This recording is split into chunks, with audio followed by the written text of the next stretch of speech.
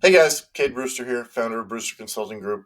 Thanks for stopping by to start our workshop on practical project management in business operations.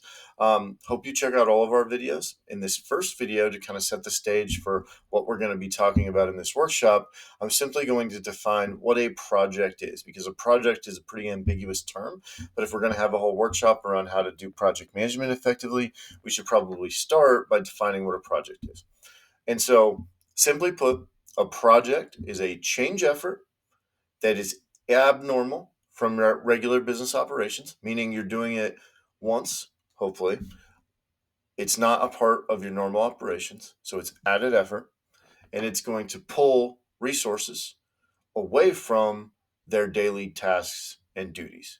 So it requires a special type of planning to effectively execute on whatever it is, because it's abnormal from daily operations and it pulls at least a set of resources away from their daily operation activities, right?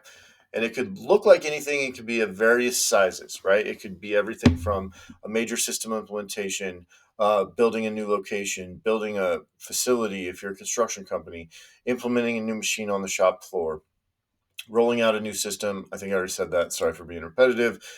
Updating a workflow in a system, rolling out a system update, spinning up a new server, right? There are various sizes and complexities of what a project could actually be made up of. But at the end of the day, it is a work effort that you are doing, usually strategically, sometimes because you have to, but it's a work effort that you are doing that is abnormal from daily business operations, and it will pull resources away from their normal business operations in order to execute on that change.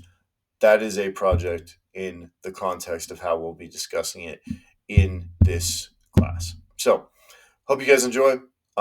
Please tune in for the rest of the videos. We'll see you in the next one. Thanks.